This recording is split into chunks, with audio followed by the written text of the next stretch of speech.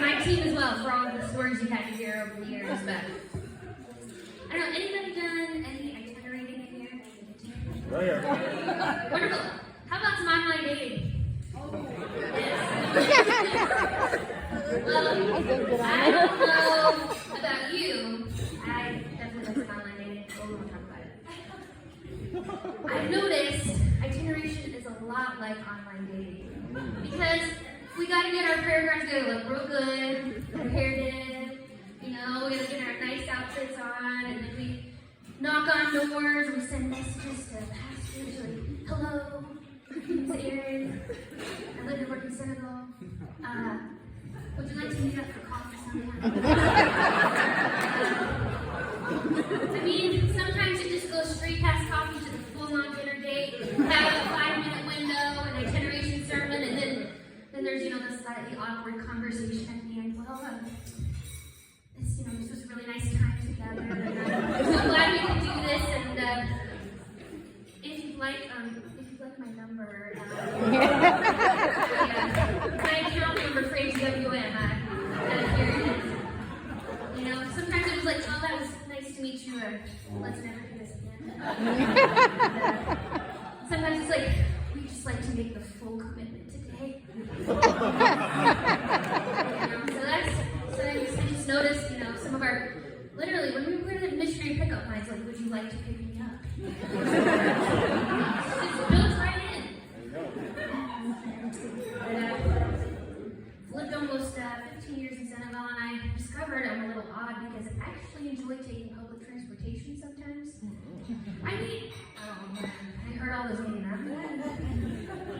I like it because, as a single person, I'm always my own chauffeur. Like, there's no one to drive me around. So, public transportation is great because I can just sit, observe.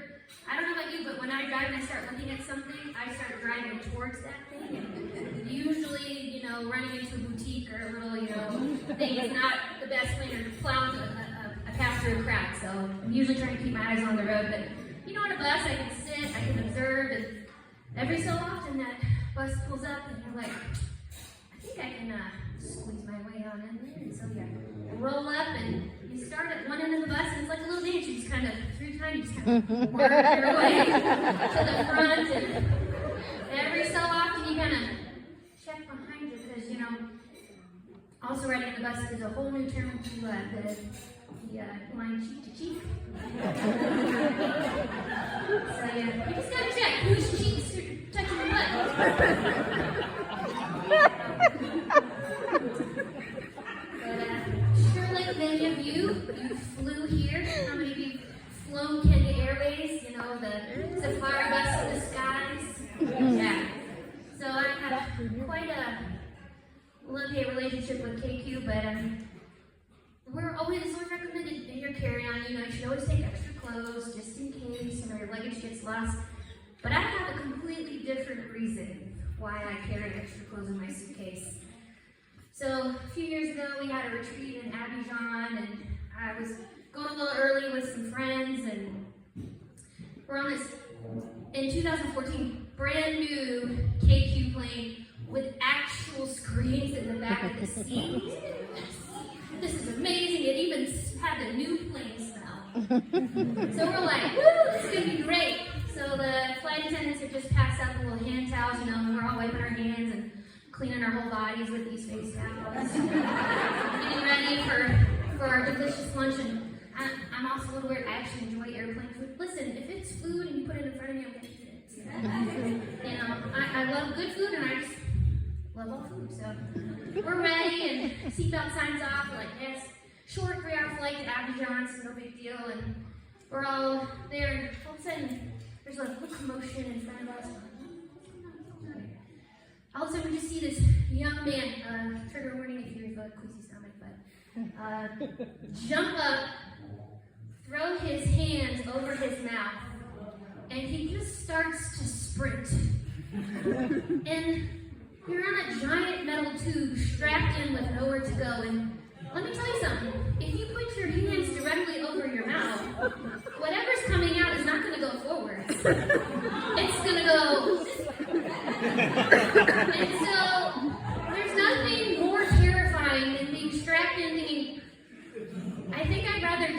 have this experience right now. And so, praise God, He's good. And you also got to know your neighbor real quick. So like, I'm coming over to you. Praise God, by the time you got to me, most of what was coming this way had pretty much stopped. But next thing you know, this gentleman just stands up and goes like this. And like, Oh. shirt, pants, shoes, pretty sure it's soaked into his underwear. Just kind of gingerly make his way down the aisle. So, not only has this poor man now been covered, but also you now have puddles of things in the aisle, and so we're all kind of like, well, is anybody coming? And you know that those flight attendants were in the back telling the lowest man on the totem pole that it was now his job to come and clean all of the. So here he comes with his little can of powder and round it all up, and everything kind of gets cleaned up, and next thing you know, ding ding, lunchtime. And yes, I ate all of my lunch, not a piece of stuff in sight. So that is why I now continue to carry clean clothes in my carry-on, not because I'm afraid of. Yeah. So warning to you all, just. That's a great reason to have an extra t-shirt in your bag. So, anyway, it was my first time I still have notes.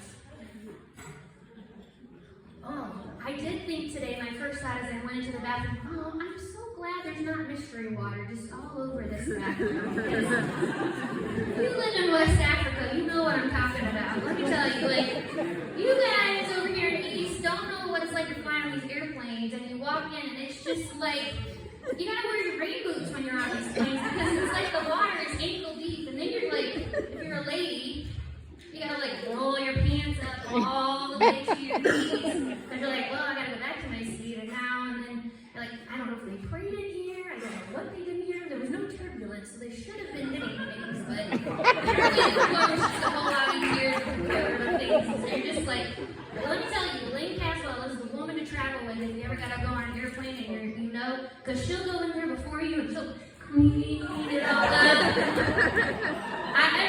Any plane with her, I'd be watching, I'm like, guys, plane's coming, let's get in line. The other bathroom would empty, no, we're good. We're good. She'd come out like, hey guys, it's all clean.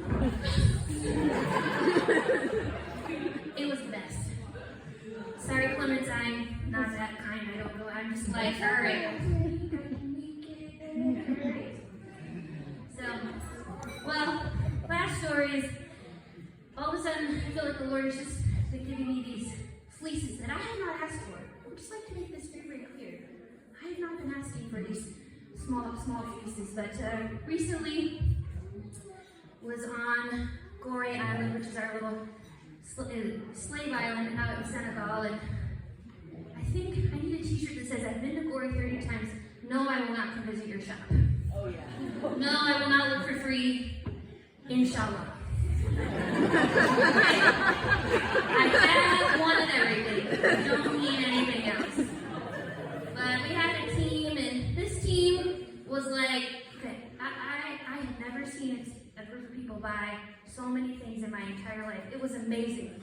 We were literally stopped at the port ferry to get on a ferry on the Gambia River, and the vendors were like, we sense blood in the water. And they found our bus, and next thing I know, there's just stuff and these guys are like out the window, like, Aaron, how much is that? I'm like, I don't know. They speak Gambian Wolf and English. You can bargain with them. I don't know. So we're on Gorée Island now. Now I can be the bargain because I'm the Wolof speaker and the French speaker. So this one man, we made his day. We bought like all the jerseys he owned, and as a thank you, he's like, here, this is for your husband. Alberto happened to be on the trip with us and was like, Alberto, I think it's a sign. And then just this week, there was another sign. Started out with 2 bottles of water in my room, and I had this deep-seated fear, I guess, of being thirsty. And so I'm like drinking all the water, pouring it in bottles, like, gotta be ready. There might be a water emergency. I think that's just from living in Africa. You're just like, there may be. I remember one time a water truck in Fort Worth came by, like, we're gonna be shutting the water off. And I was like, emergency! Fill every tub with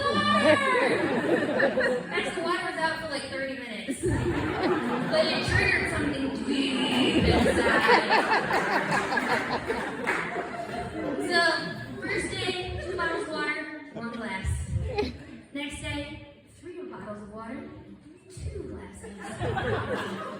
Last night, 4 bottles of water, 2 glasses. Tonight, 2 towels on that bed. Are you Jesus? I'm ready.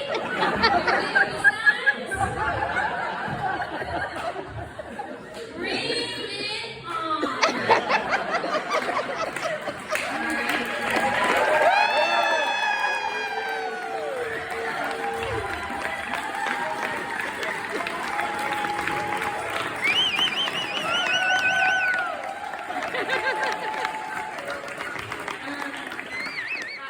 I think, guys, like, this is it.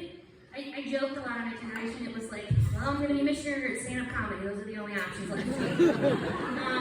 But I just thank you so much, Jeffrey, for the opportunity. Like, you know, we talk about things we sacrifice, and I have always just loved entertaining.